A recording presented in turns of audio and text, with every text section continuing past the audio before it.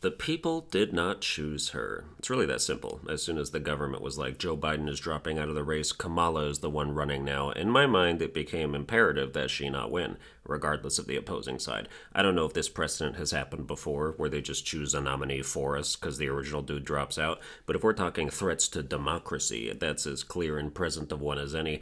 Democrats did not get to choose their presidential nominee. Not that they were particularly excited about the previous one they did choose, or the one before that even. Was Obama the last runner where they were excitedly like, oh, that's my guy? I saw the previous election maps of what it looked like when he won. Obama ran a dump truck over McCain back in the day. Kamala's numbers absolutely pale in comparison. When are you guys going to get someone you actually like? The establishment needs to clean house. Whatever longtime strategists and decision makers they got entrenched in their little cabal need to have their tenure revoked and get booted to the curb. They've lost the plot. They can fundraise until the cows come home. Kamala's campaign spent like double what Trump's did, apparently. But money can't buy respect. Hollywood endorsements don't mean jack. And if your candidate has no riz, it's a big disadvantage. Donald Trump won the election and will be our next president, by the way. Buried the lead a bit there in case you hadn't heard. I'm not as dialed into politics as I used to be a few years ago anymore, but I have some passing thoughts. First, let me address the loud, screaming elephants in the room, which are all the absolutely insane progressives getting in front of a camera and willingly letting human beings see them like this. The meltdowns, the race wars, you heard me, the crazy left-wing people are going full mask-off racist mode against any and every black and Latino Trump voter. They can't fathom why Hispanics would vote for a guy who wants to mass deport illegal immigrants. They think Latinos love illegals for some reason, or that all of them have illegals in their family, the same way they think Hispanic people love being called Latinx, and thank God white people invented that term for them. It's so interesting the way a super woke white person's mind works, because they're self-hating, but they also have a savior complex. I'm garbage, but let me carry you. I suck ass, but you can't do this without me. I need to listen and learn, but why don't you think the way I want you to? These two warring interfactions have been fighting for so long in their minds that they're starting to crack. You wouldn't believe what Twitter looks like now. Some lady was just screaming and crying in front of her child on video, and the child was freaking out because of it. That should be grounds for CPS to come in there and give that kid to a well-adjusted parent. Women on the floor rolling around in agony at this announcement, and they have the gall to be like, that's it, we're not having sex with men anymore. Who wants you? Go fuck yourself. It's all you have left. A lot of this stuff is just a remaster of 2016. I have absolutely no interest in what Gen Alpha or Zoomers have to say about 2024 because the rest of us have already lived it. You are late to the party and your takes are not new. We're hearing all the same shit as before. He's going to destroy the country. He's going to be a dictator. He's going to murder trans people. He's going to make rape illegal. He's going to make being brown a felony. He's going to be on SNL again. No wonder the suicide hotline is putting people on hold. A quarter of the country has convinced themselves that Y2K is perpetually around the corner. Everything is a fucking boogeyman with these people. I just want to say, as the blunt and occasionally callous person that I am, I'm done sympathizing with anyone who's suicidal, especially over an election. Like, if your whole family burns to death, fine, let's get you some help. If you have a degenerative disease that ruins your quality of life, you're a trooper. But first of all, half the people posting about this shit are just doing it for attention, because that's what tons of suicidal people want anyway, as we already know. And an election, being the reason, scores you some right side of history points with your fellow depressionites, so when you bravely hang up the hotline and post pictures of your most recent call on Blue Sky, you can have a few days of compassionate virality before everyone goes back to not giving the slightest shit about your self-tortured existence. Guys, look, the suicide hotline is on hold. 9 hours later in a follow-up tweet, I decided not to do it. Thanks for asking. Take Nike's advice on this one. For the record, if Kamala had won and some depressed right-wing Thomas Crooks-looking ass was like, I'm gonna burn all my guns and then myself, that would be just as pathetic. Also, it would be faster to use one of the guns instead of burning them, you fucking retard. I just made up in my head. Trump's president now, it's okay to say that word. And faggot. Teehee. I was bemused when Joe Biden won the last election, but I barely even remember it. I can't imagine wanting to end my life over it. That's just embarrassing. I think part of the reason Kamala lost is that people vastly overestimated the amount of women for whom abortion access is the most important and relevant thing in their lives. It turns out 20-something clubgoers who take 3 unprotected dicks a week are not a large part of the voter base despite being some of the loudest among them. And why wouldn't they be? If abortion gets more restricted, they might have to experience a consequence for their incredibly careless habits.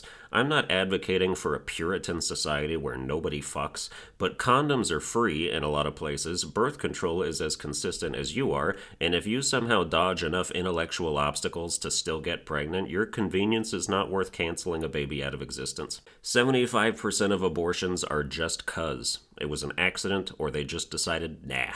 20% are for economic reasons, like, oops, we're too poor to have this child, please dismember and decapitate it. Did you bet all your money on not getting pregnant and a bookie came and broke your legs? Like, how did this come about? I want to have a baby. Yeah, let's do it, honey. Looks at bank account 3 months later. What were we thinking? The rest of the 5% are for the reasons that any level-headed, non-hyper-religious person would accept an abortion taking place, such as if the mother's life is in danger or the baby can't survive anyway for whatever reason, or if somebody didn't ask for consent before they put it in there. So as a result of those percentages, most abortion advocacy is the unrepentant, selfish kind meant to undo mistakes you never should have made and flex your ability to say oopsie at the expense of a life you ultimately betrayed. So that's neat. Do you think abortion would be as sought after if pregnancy wasn't such a bitch? Like, if a chick could get knocked up and the baby only needed to be in there for like a week before teleporting out into the world, no vaginal birth or stomach cutting required to get put up for adoption, would professional hoes still seek to destroy them so they don't lose a week of sex with strangers? Some of them definitely would, huh?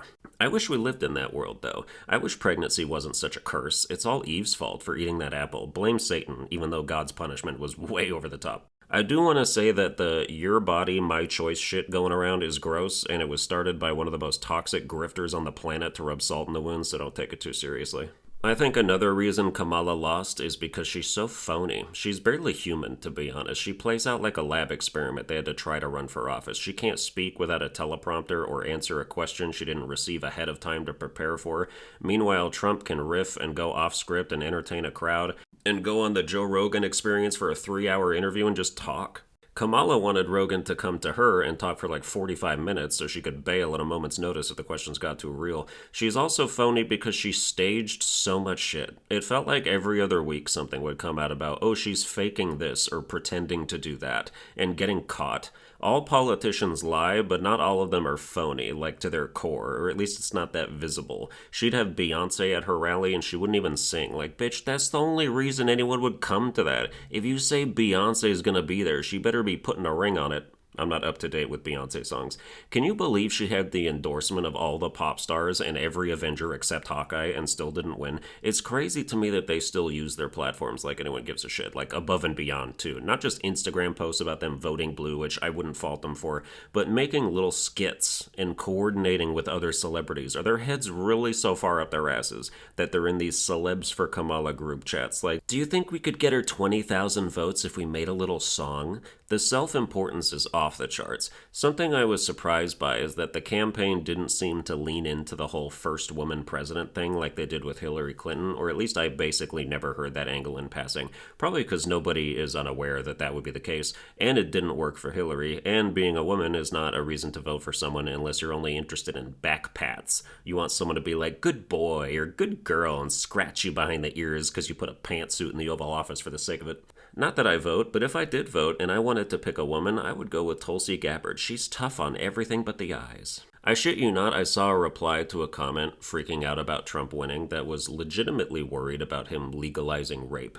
The window to reality is closed. Imagine a president legalizing rape. Imagine the female press secretary coming out like, all right, I'll take some questions. You, sir? Yeah, Thomas Preston, Washington Post. Is it a long walk back to your car after this?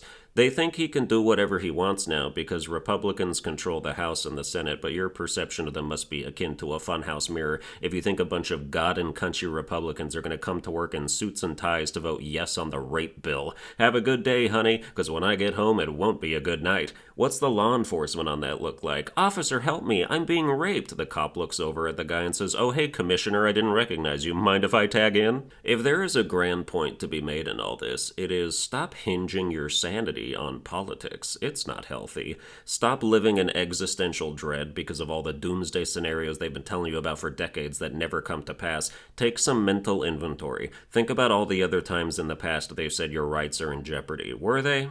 Think of all the warnings they gave back in 2016. Are you still here in 2024? Is the earth on fire? Are minorities dying en masse in the streets? Are you going to jail for aborting a baby to save your own life? Is it illegal to be trans? Is Grindr shutting down? Did Trump start World War III? Did he call in the National Guard on pride parades? Did he make voting Democrat a felony? You're still here, man. Well, that's going to do it for this episode. I hope you enjoyed it. If you did, you can like, share, and subscribe. Watch all my other videos as an alternative to waterboarding, and I'll see you guys next time.